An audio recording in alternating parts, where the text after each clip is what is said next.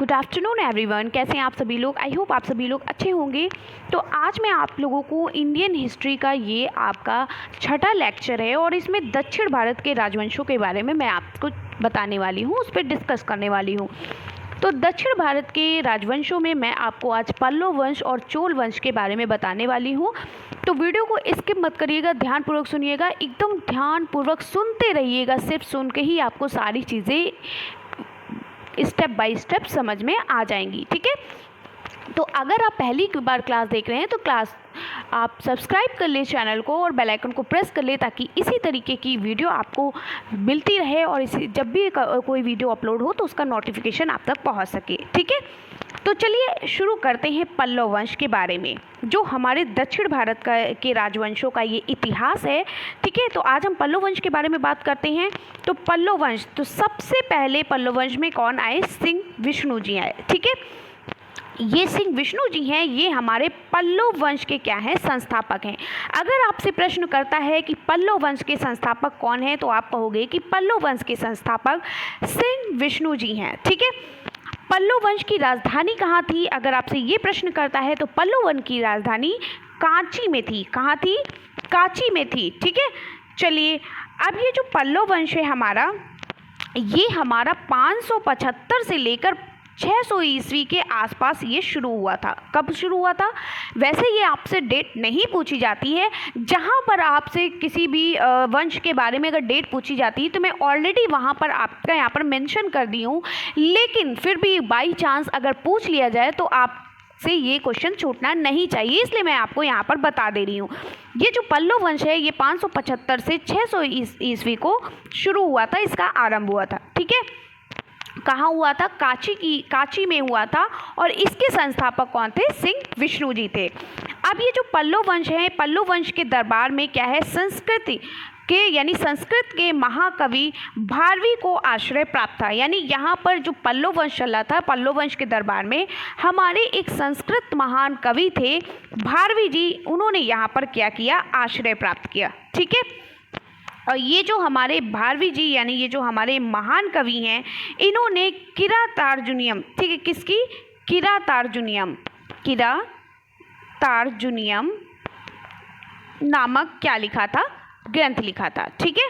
चलिए, तो हमने क्या पढ़ा कि पल्लव वंश के संस्थापक कौन है? सिंह विष्णु जी थे। पल्लव वंश की राजधानी कहाँ थी? कांची में थी, ठीक है। कांचीपुरम जिसे हम बोलते हैं आज वर्तमान में तमिलनाडु में, ठीक है। पल्लव वंश के दरबार में कौन से महाकवि आए? भारवी नामक महाकवि आए, उन्होंने वहाँ पर आश्रय किया, ठीक है, वहाँ पर रहने के लिए आए। अब अगले जो हमारे पल्लव वंश आए वो कौन थे? महेंद्र वर्मन। सबसे पहले कौन थे? सिंह विष्णु जी थे। फिर हमारे आए महेंद्र वर्मन प्रथम, ठीक है। कौन आए? महेंद्र वर्मन प्रथम, द्वितीय हैं महेंद्र वर्मन प्रथम। इनका जो शासनकाल है वो 600 से लेकर 630 ईस्वी से शुरू हुआ। कब से शुरू हुआ? 600 से 630 ईस्वी तक, क्योंकि इससे पहले जो हमारा शासनकाल था वो किसका था? इससे पहले हमारा शासनकाल सिंह विष्णु जी का था, ठीक है। सिंह विष्णु जी के बाद हमारे महेंद्र वर्मन प्रथम आए और जिन्होंने 600 से लेकर 630 ईस्वी तक अपना शासन किया यहाँ पर, ठीक है। इसमें जो हमारे चालुक्य शासक पुलकेशिन द्वितीय ने महेंद्र वर्मन को पराजित किया।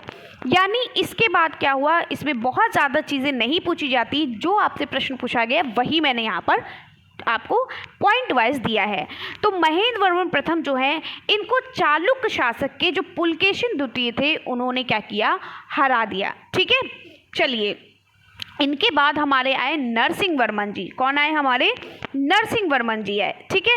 लेकिन अगर आपसे पूछा जाए कि महेंद्र वर्मन प्रथम जो है, ये इनके जो शासनकाल में इनका शासनकाल कहाँ चला, तो ये भी कांची में ही चला था, ठीक है।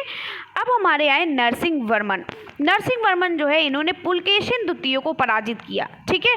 चालुक्य शासक में जो महेंद्र वर्मन प्रथम है, महेंद्र वर्मन प्रथम को पुलकेशिन द्वितीय ने हराया था, लेकिन नरसिंह वर्मन ने पुलकेशिन द्वितीय को हराया था। ठीक है, इन्होंने पुलकेशिन द्वितीय को हराकर वातापी कोट की उपाधि धारण की। वातापी कोट का मतलब ये होता है कि वातापी नामक राजधानी पर इन्होंने अपना शासक किया, वहाँ पर अपना कब्जा किया, इसीलिए इनको कहा गया कि वातापी कोट। वातापी कोट का मतलब होता है कि वातापी को क्या करने वाला, वातापी नामक स्थान पर अपनी शासन चलाने वाला, ठीक है, उसकी उपाधि धारण करने वाला, अपना शासन चलाने वाला, उसको उस पर आक्रमण करने वाला क्या कहलाता है, उसको हासिल कर लेने वाला वातापी कोड कहलाता है।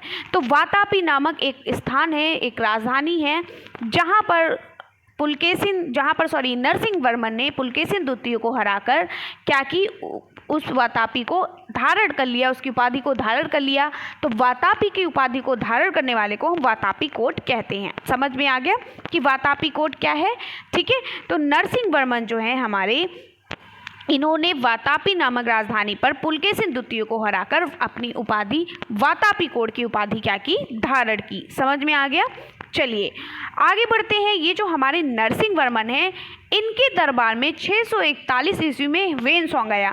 और आपको पता है वेनसोंग जो है, यहाँ दक्षिण भारत का ये आप इतिहास पढ़ रहे हैं, और इससे पहले आपने उत्तर भारत का इतिहास पढ़ा था, जिसमें आपने क्या पढ़ा था कि उत्तर भारत में जो 641 ईस्वी में जब वेनसोंग आया, तो उत्तर भारत में वेनसोंग किसके शासनकाल में आया था, आपने पढ़ा था हर्षवर्धन जी के शासनकाल में आया था। किसके शासनकाल में आया था, हर्षवर्धन जी के। तो यानी कि उत्तर भारत में हर्षवर्धन जी का शासनकाल चल रहा है, और इस समय ही दक्षिण भारत में किसका शासनकाल चल रहा है, नरसिंह वर्मन जी का। ठीक है, समझ में आ गया। तो नरसिंह वर्मन के दरबार में 641 ईस्वी में वेनसोंग आया। नरसिंह वर्मन ने महाबलीपुरम नगर की स्थापना की। किसकी स्थापना की, महाबलीपुरम नगर की स्थापना की। नरसिंह वर्मन ने महाबलीपुरम में सप्त पैगोडा मंदिर का निर्माण करा है। बहुत इंपॉर्टेंट ये क्वेश्चन है, बहुत इंपॉर्टेंट क्वेश्चन है कि सप्त पैगोडा मंदिर का निर्माण किसने कराया था, नरसिंह वर्मन ने कराया था। कहाँ कराया था, महाबलीपुरम में कराया था। ठीक है, इसको सप्त पैगोडा मंदिर इसलिए कहते हैं क्योंकि ये 7 रथों वाला महत्वपूर्ण मंदिर माना जाता है, इसलिए सप्त पैगोडा मंदिर कहा जाता है। ठीक है, चलिए आगे हमारे फिर कौन आए, नरसिंह वर्मन द्वितीय आए। अभी आप नरसिंह वर्मन प्रथम के बारे में पढ़ रहे थे, अब नरसिंह वर्मन द्वितीय के बारे में पढ़ने वाले हो। तो नरसिंह वर्मन द्वितीय जो है, इन्होंने कांची में, यानी जो इस समय वर्तमान में जो हमारा तमिलनाडु है, ठीक है, कांची में कैलाश मंदिर का निर्माण कराया। यानी जब नरसिंह वर्मन आए, उन्होंने नरसिंह वर्मन प्रथम को हराया, तो उन्होंने क्या किया, नरसिंह वर्मन द्वितीय ने कांची में कैलाश मंदिर का निर्माण कराया।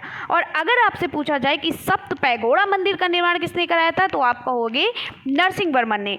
और पूछा जाए कि कैलाश मंदिर का निर्माण किसने कराया कांची में, तो आप कहोगे नरसिंह वर्मन द्वितीय।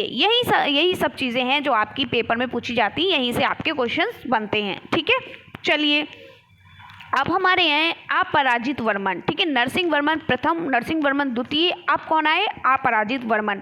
और ये हमारे पल्लव वंश का अंतिम शासक था।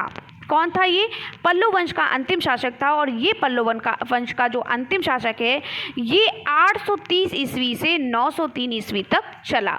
इसके बाद जो हमारे पल्लव वंश का अंत हो गया और चोल वंश का क्या हो गया, प्रारंभ, चोल वंश का उदय हुआ, चोल वंश का प्रारंभ हुआ हमारे दक्षिण भारत के इतिहास में। ठीक है, तो एक बार पहले हम फिर से पल्लव वंश के बारे में फिर से जान लेते हैं कि हमने क्या पढ़ा।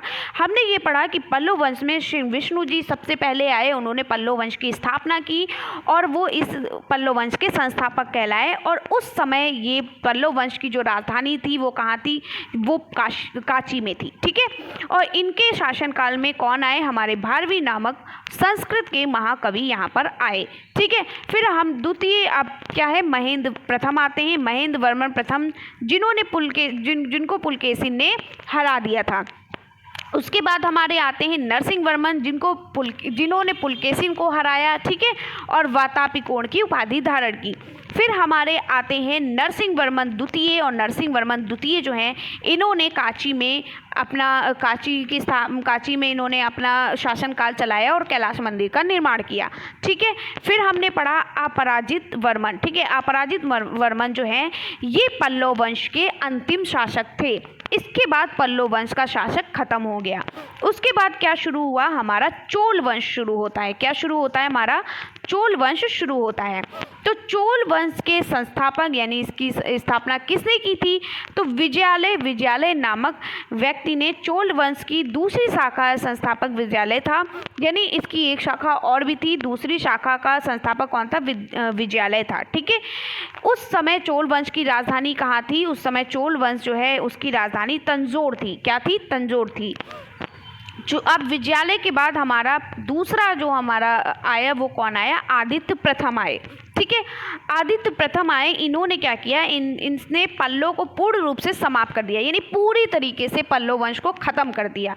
विजयालय के शासनकाल में थोड़ा बहुत पल्लव वंश का जो भी उनका योगदान था, जो भी उनकी चीज़ें चल रही थी, जो भी उनका थोड़ा बहुत शासक जो भी चल रहा था, बिखरा हुआ। लेकिन उसके बाद जब हमारे आदित्य प्रथम जी आए तो इन्होंने क्या किया, पल्लव वंश को पूरी तरीके से क्या किया, समाप्त कर दिया। अब आदित्य प्रथम ने कोदंडराम की उपाधि धारण की। ठीक है, क्या की, कोदंडराम की उपाधि धारण की, यानी इन्होंने कोदंडराम नामक स्थान पर अपना क्या किया, शासन शुरू कर दिया, उसको क्या किया, पा लिया। ठीक है, अब क्या है, आदित्य प्रथम के बाद कौन आया, परांतक प्रथम आए। ठीक है, परांतक प्रथम जो है इन्होंने मदुरई कोंड की उपाधि धारण की। किसकी उपाधि धारण की, मदुरई कोंड की। ठीक है, प्रांतक और कृष्ण तृतीय के बीच एक युद्ध हुआ। ठीक है, प्रांतक और कृष्ण तृतीय जो है इनके बीच एक युद्ध होता है जिसे तकोलम युद्ध के नाम से जाना जाता है। किसके नाम से जाना जाता है, तकोलम युद्ध, यानी जो हमारे प्रांतक प्रथम और कृष्ण द्वितीय के बीच जब युद्ध हुआ, उनके बीच जो आक्रमण हुआ, तो उस युद्ध को हम तकोलम युद्ध के नाम से जानते हैं। इस युद्ध में प्रांतक की हार हो गई। ठीक है, और कृष्ण द्वितीय जो थे वो जीत गए। समझ में आ गया, आगे बढ़ते हैं। इसके बाद हमारे जब ये हमारे प्रांतक हार गए, प्रांतक प्रथम हार गए, तब हमारे कौन आते हैं, राजराज प्रथम। राजराज प्रथम ने श्रीलंका पर आक्रमण किया। किस पर आक्रमण किया था, श्रीलंका पर। और कल्याणी के चालुक्य शासक किसको, सोमेश्वर को पराजित किया, यानी कल्याणी के जो चालुक्य शासक थे सोमेश्वर जी, उनको क्या किया, इन्होंने उनको हरा दिया। आगे बढ़ते हैं, राजेंद्र प्रथम और राजेंद्र चोल, जिनको राजेंद्र प्रथम और राजेंद्र चोल के नाम से भी जाना जाता है। राजेंद्र प्रथम ने शासनकाल में चोल साम्राज्य का बहुत ज़्यादा विस्तार हुआ। ठीक है, इनके शासनकाल में चोल साम्राज्य का बहुत ज़्यादा विस्तार हुआ। सबसे ज़्यादा दिनों तक, सबसे ज़्यादा सालों तक जो ठहरा हुआ है वो राजेंद्र प्रथम यानी राजेंद्र चोल है। इसने क्या किया था, इसने बंगाल पर आक्रमण किया था। ठीक है, जो हमारे राजेंद्र प्रथम है इसने जो है बंगाल पर आक्रमण किया था। और चलिए देखते हैं, राजेंद्र प्रथम ने बंगाल के पाल, ठीक है, शासक महीपाल प्रथम पर आक्रमण किया, यानी जो पाल वंश के शासक थे महीपाल, उन पर आक्रमण किया और उनको हरा दिया।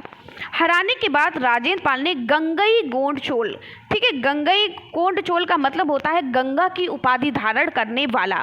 अगर आपसे पूछा जाए पेपर में गंगा की उपाधि धारण करने वाले को क्या कहते हैं, तो गंगई कोंड चोल कहते हैं। क्या कहते हैं, गंगई कोंड चोल कहते हैं। ठीक है, गंगई कोंड चोल का मतलब होता है गंगा की उपाधि धारण करने वाला।